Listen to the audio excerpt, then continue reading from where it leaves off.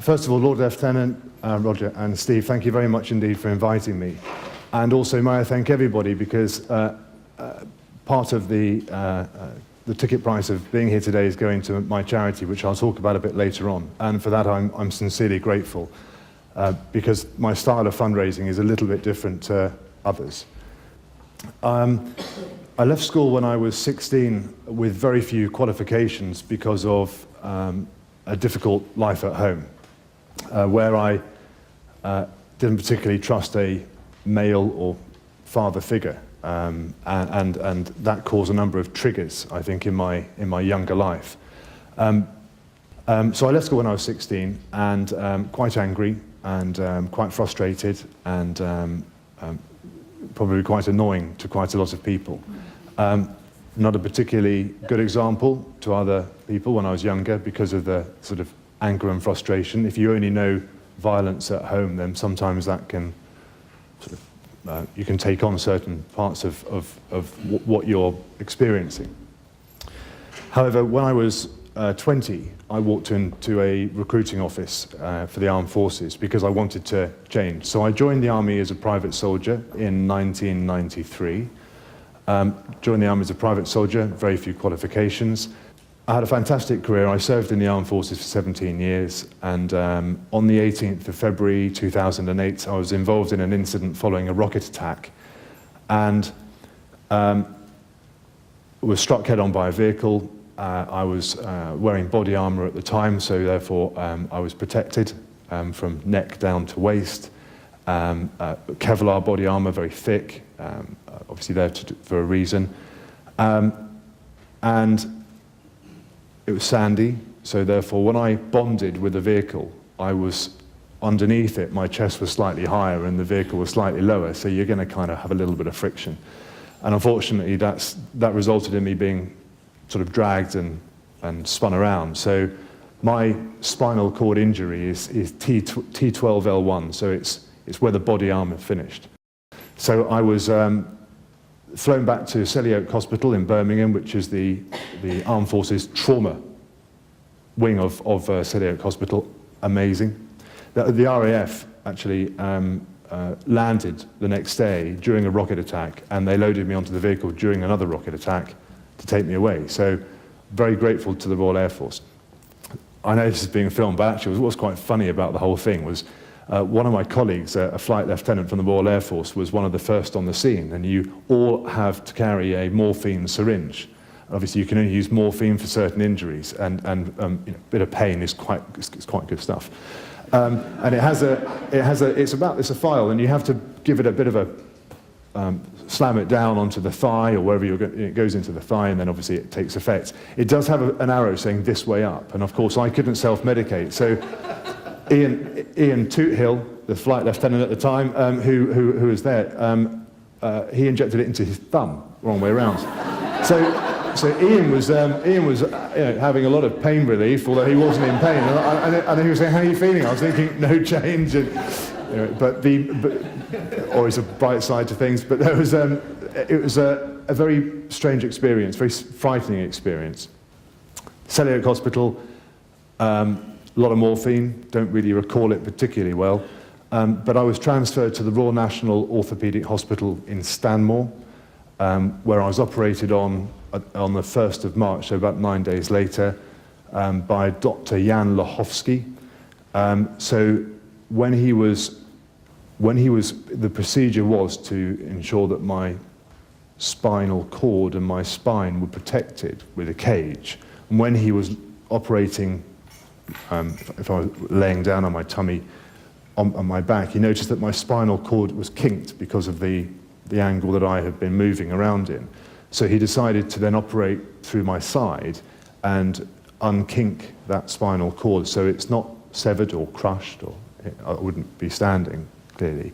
But I was very, very lucky that, and then suddenly I was in a spinal injury unit, surrounded by people who had sustained injuries or had medical conditions to do with the spine, and it was very, very scary because there's different levels, and also it was an adult wing But of course, there were younger children that you ever so often catch a glance of, thinking, and of course you do a lot of thinking in hospital, and they're going somewhere, and you're thinking, I'm 36, and that's got to be pretty scary if you're 6, or you're 16, or you're 26. So I think there's a little bit of going on in your head just as you're observing families and other people around you.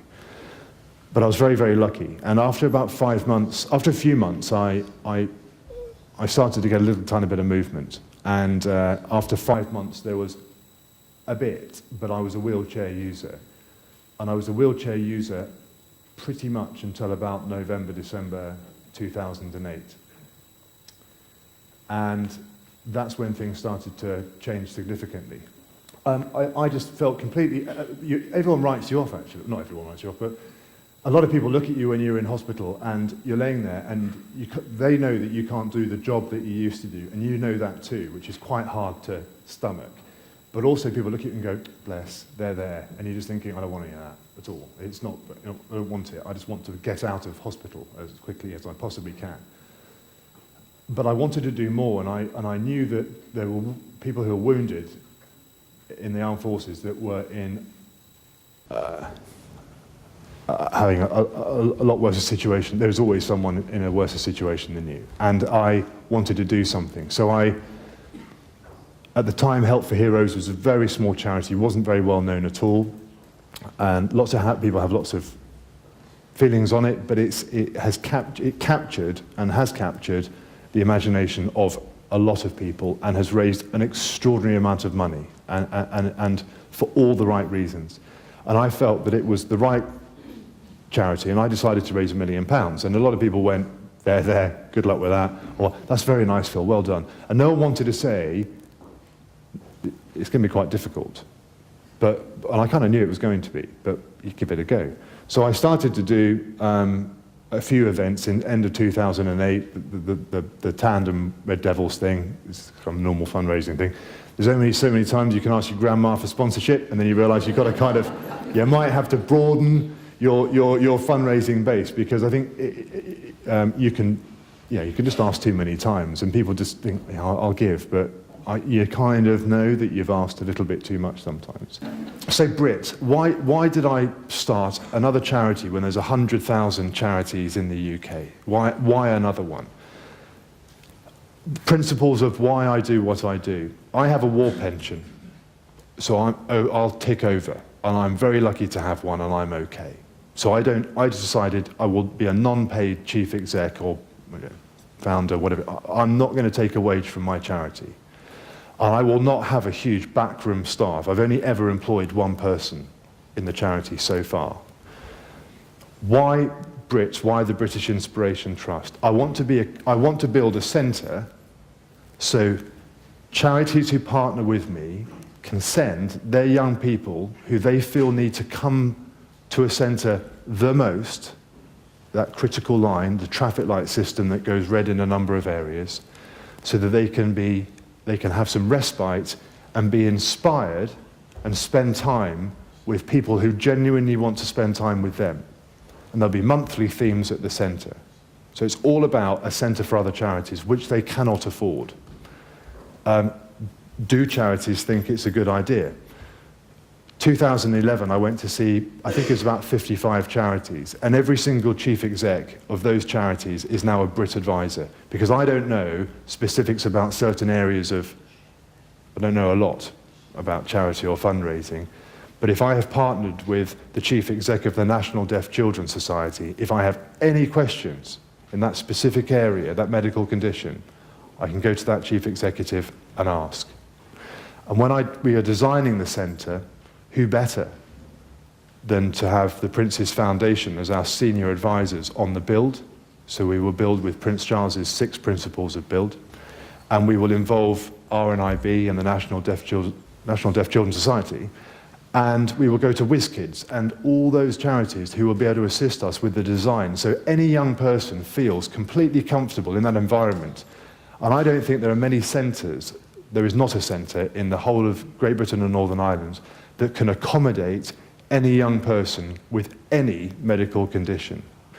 The idea of Brit is then to refer those young people through their parent charity onto either an educational course local to them in their area, at an FE college, for example, or an activity that they found that they really love.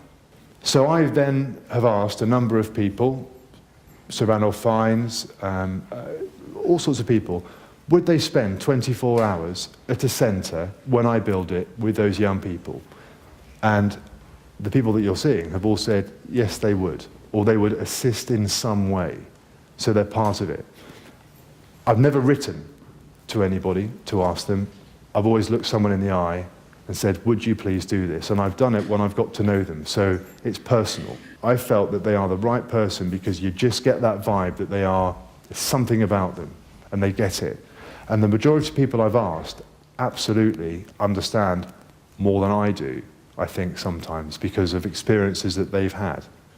It's been a very interesting journey. So I've been on my own journey too, so as much as trying to drive this forward and stand in front of people and say, I want you to help me, you've got to have the confidence to do that sometimes. And we were having a very small discussion, short discussion last night, because I had always declined assistance throughout the whole of my rehabilitation, because I was in the army and I'm a bloke and I'm all right, I'm fine. And do you really want to see anybody and talk about anything? No, I'm fine. Absolutely, I can handle everything. Everyone coming to see you in hospital, you put the brave face on and suddenly you believe your own hype, that you are okay. That was to launch it 2011, go and partner with the charity, start getting people to support and to assist you in some way, the building blocks of what you're trying to do. That's what Brit has been about. Inclusion is so important for me. Don't write me off, but don't write anyone else off. It's so important. I can't stress it enough. Give it a go. And I've been doing these physical challenges, and everyone goes, well done, Phil. It wasn't about me. I was doing it I was trying to prove myself to all the wrong people, whereas now, if I do an event, I would do my utmost to involve young people in that event so that they can feel what it's like and hopefully think, actually, I could do that again, and I could take someone else to do that. Yes, you can. So if I'm on the Brecon Beacons and I'm walking with Mountain Rescue, always a good group of people to walk with, by the way, and in support of their ambulance, also a very good organisation, because they will walk with you, Phil, thinking, that's fantastic, if it goes a bit wrong, it's on your head. And then we involve young people in what we're doing, and I think it's so important. So that's what a lot of what I do personally and about the charity is about inclusion and about involving young people. The whole thing about Brit is I never ask the public for any money. I never fundraise with the public, because if I did, I'd be taking money away from other charities. Have I built it yet? No. Is it taking me a long time? Yes, it is, because I will stick to my principles. Don't take a wage, don't employ a huge staff, don't ask the public for funding, build it for other charities.